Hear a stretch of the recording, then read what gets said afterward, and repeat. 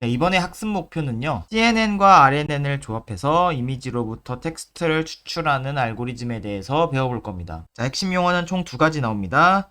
CRNN은 CNN과 RNN을 혼합해서 만든 신경망입니다. CTC 손실은요, 하나의 결과를 다양한 방법으로 표현이 가능할 때 쓰는 손실함수입니다. 자, 먼저 CRNN에 대해서 한번 알아보도록 하겠습니다. CRNN은 이미지로부터 텍스트를 추출하는 알고리즘을 얘기를 합니다. 오른쪽에 보이는 것이 바로 CRNN의 구조를 그림으로 나타낸 건데요. 입력 이미지가 CNN의 안으로 들어가서 이런 특징 맵을 추출을 하게 됩니다. 근데 이것을 여러 픽셀로 나눠서 RNN의 입력으로 사용을 하게 되고요. 그러면 이 RNN이 글자에 대한 정보를 추출을 할 수가 있겠죠. 이거를 세로 기준으로 한 픽셀씩 이렇게 끊어요. 요 세로 길이가 하나의 벡터처럼 동작을 할 수가 있잖아요. 그것을 RNN의 각 시점의 입력으로 사용을 해주는 것이죠. 요 두 놈은 H를 나타낼 겁니다. 여기는 아무것도 안 들어가 있죠. 그래서 공백 문자가 들어가고요. 요 두 개는 1을 픽셀이 어떤 단어를 나타내고 있는지를 우리가 알 수가 있을 거예요. 같은 단어가 여러 번 등장하는 경우에는 하나로 묶어서 H를 출력해 줍니다. 그러면 최종적으로 hello라는 문자를 얻을 수가 있는 거죠. 자, 이제 CTC 손실에 대해서 알아볼 것인데 A일 확률을 우리가 지금 구해 볼 거예요. 그럼 A가 되는 경우는 몇 가지가 있죠? 총 3가지가 있겠죠? 두 개의 픽셀이 AA를 나타내는 경우가 있고요. A와 공백, 공백 A 이렇게 3가지 경우의 수가 존재를 할 겁니다. 그리고 각 시점에서의 확률이 여기에 나와 있어요. 그래서 경로가 AA인 경우는요. 이 두 개가 동시에 일어나는 사건이죠.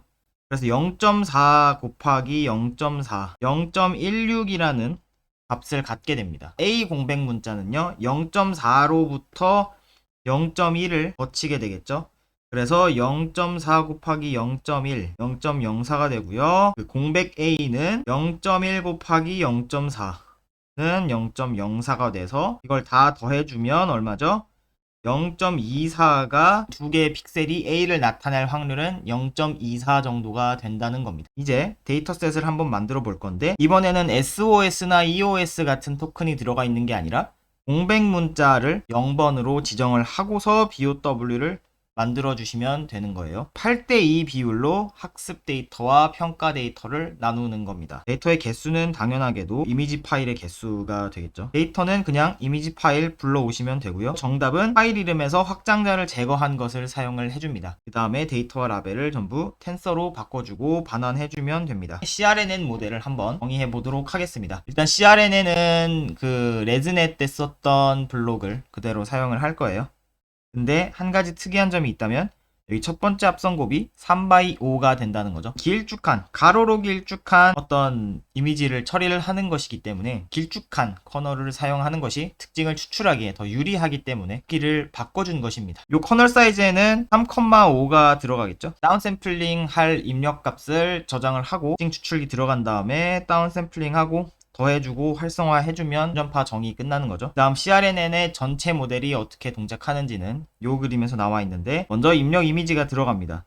그 다음에 CNN이 이미지 특징을 추출을 하고요. 각 세로 방향이 하나의 벡터가 되어 GRU의 입력으로 사용을 한다. 4개는 기본 블록을 쌓는 과정이고 그 다음에 GRU층 정의되고 분류기 그리고 활성화 이렇게 정의해 주시면 CRNN 모델의 요소는 전부 다 정의가 된 겁니다. 특징 추출을 하게 되면은 센서의 모양이 이렇게 바뀝니다. 얘를 어떻게 해주냐면 요 1이라는 놈을 떼줄 겁니다. 그 다음에 얘가 GRU의 입력으로 들어오게 되면요 출력값을 내보내게 되고 요 마지막 층의 은닉 상태를 이용해서 분류를 해주시면 되는 거예요. 여기까지는 똑같은 얘기이기 때문에 먼저 생략하겠습니다. 프레드 사이즈와 타겟 랭스 이것이 중요한데 프레드 사이즈라는 것은 모델의 출력의 모양 을 나타내야 되는 거예요. 8개의 시계열 크기를 갖는 예측값이 나올 겁니다 라고 CTC에게 알려주는 겁니다. 우리가 갖고 있는 이 텍스트의 길이, 우리 정답의 길이도 정의를 해주셔야 됩니다. 그리고 CTC 손실에는 이렇게 넣어주는 거예요. 그러면 이제 이 손실을 역전파해주고 최적화를 진행해주시면 학습이 종료가 되게 됩니다. 이제 성능 평가하는 부분인데 중복이 되는 단어를 하나로 묶어줄 수가 있는 거죠. 그렇게 모델의 예측 문자열을 그림의 타이틀로 달아뒀는데 여기 보기에는 제 생각에는 NXCMN인데 예측은 NXCNN으로 되어 있네요.